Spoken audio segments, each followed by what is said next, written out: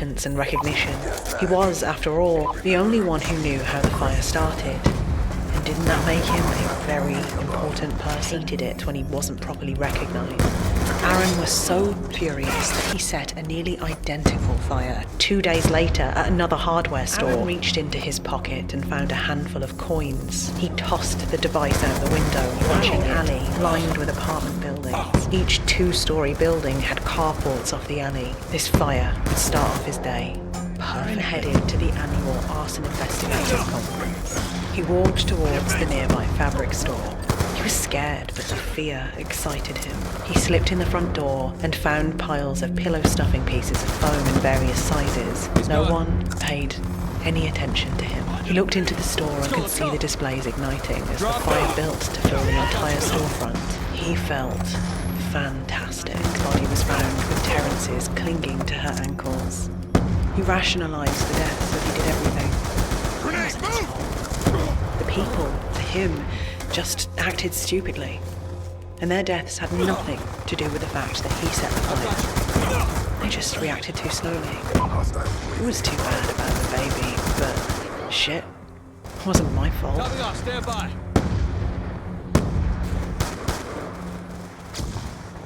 Attack reload.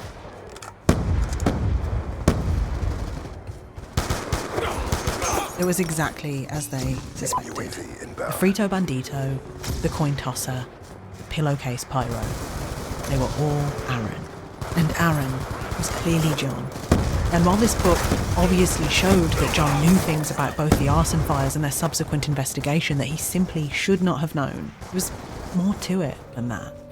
The other main character in this book, Phil Langtry, the hero of the story, the arson investigator who would eventually solve the puzzle and catch Aaron, the arsonist, also seemed to be John. To really understand this though, we need to look at John's background. So let's go over what the task force would have known about John while they were reading Points of Origin. John was born in 1949 into an ordinary middle-class family. There was no real evidence that John had any real issues until he joined the workforce.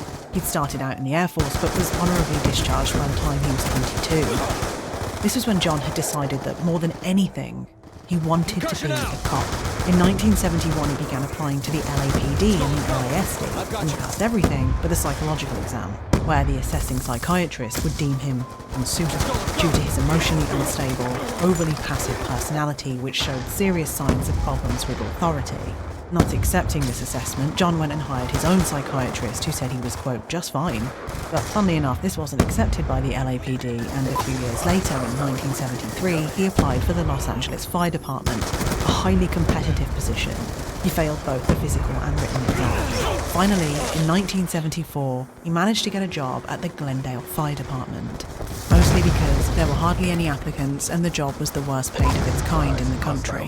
But John found this job to be unexciting, so he began working as a security guard at a 7-Eleven and then at a Sears department store where he caught 30 people in the first month, telling everyone who would listen that he had a, quote, cop's sixth sense. John, of course, was not a cop, something he was painfully reminded of in his pursuit of department store shoplifters who hardly listened to him when he attempted to chase them down.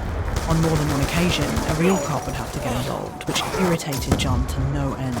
It was at this time that he got a concealed weapon permit and began hanging out at cop bars where he earned himself a reputation as a wannabe. The firefighters liked him just fine, but the cops, they thought he was a joke. He was constantly cruising around trying to catch the bad guys, and once he even ended up in a local paper for catching a burglar.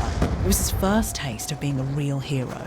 For a man who had thus far failed at the majority of his most important life goals and was now actively being mocked by those in a position he so desperately wanted to be in, this feeling was pretty damn intoxicating.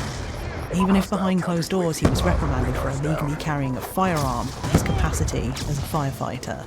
It was at this point, the late 70s, that the arson fires started becoming a problem. So much of a problem that the Glendale Fire Department needed their very own arson investigator. someone to hunt down the evil serial arsonist, a role that John was more than happy to oblige.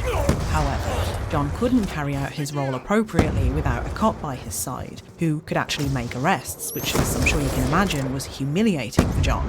And you can really see this strange, often contradictory relationship that John has with police and authority more generally in his novel, Points of Honor. Just listen to how Phil Langtry, the main protagonist, talks about his cop partner, Ash. No, your ears are not deceiving you, that's actually his name. At about 8:15 p.m, his partner showed